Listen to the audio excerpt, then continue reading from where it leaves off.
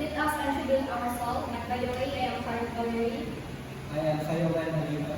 Portugal is the Aminan. And I am Persian Harkiba. As we explore the most populous country, let's start with the basics. China's official name is the People's Republic of China. So let's start with the visas. If you are planning to trip on China, you will need to know about visas. Filipinos, EU, and US citizens all require visas to the country. And with a massive 9.6 million square kilometers of land, half the size of Russia. China is a multi-ethnic country with Han Chinese of 94% of population and 55 minority groups accounting for the remaining 6%. So what drives China's economy?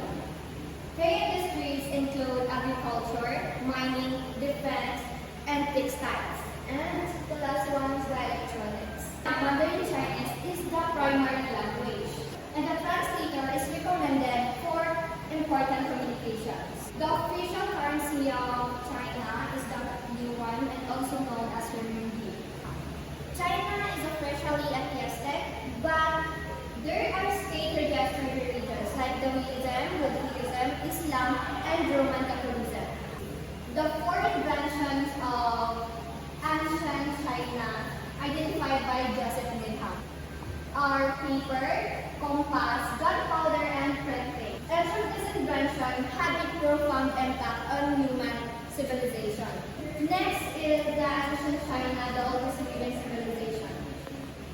Ancient China's unity. So despite its vast size and diversity, was a crucial factor in its development and as a stable civilization.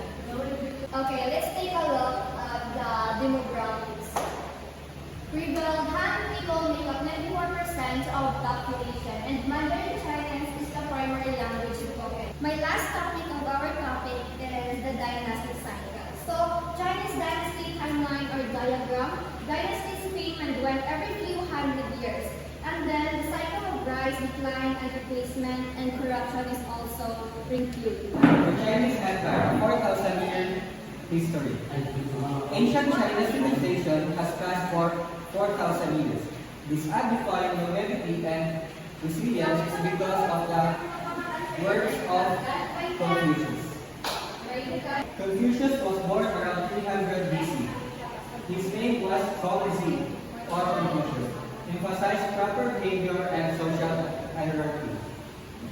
The four cardinal principles of Confucius is righteousness, integrity, propriety, and shame. The social hierarchy.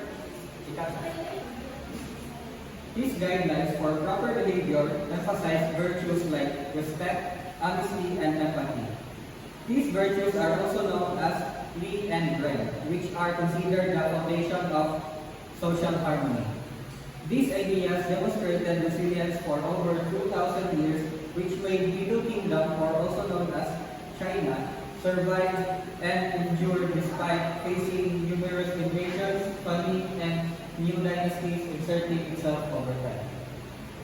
The lost generation. In China, rappers still conquer the people who grew up during the Cultural Revolution 1966 to 1976.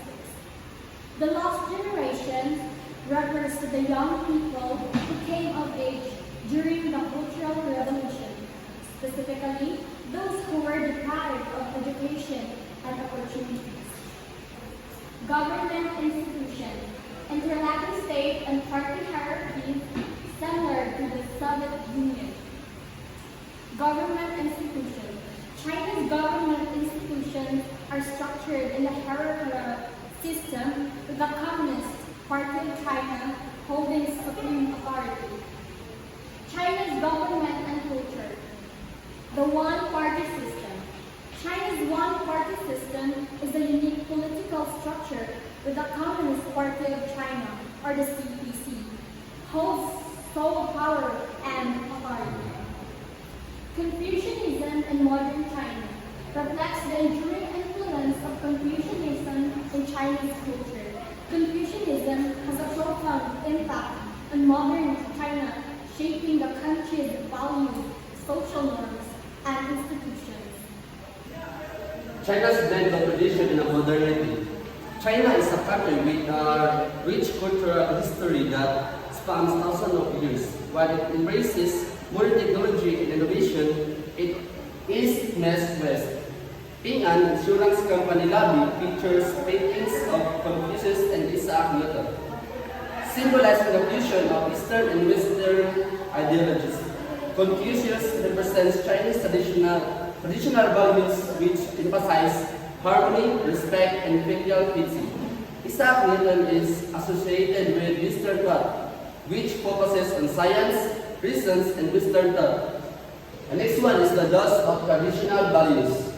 The Chinese Revolution and various wars lead to a loss of many traditional values in China's society. Confucianism, which has deeply shaped Chinese culture for centuries, was challenged during this time. The revolution sought to break from old traditions in favor of radical social ideas. This period of upheaval created a significant gap between China's ancient cultural values and its modern identity. The last one is the China self-reflection. China refers to itself as the Zugo or Middle Kingdom, which translates to Central Country. Historically, in conclusion, China must continue to balance its rich cultural heritage with the rapid pace of modernization to navigate the future successfully. That's all. Thank you.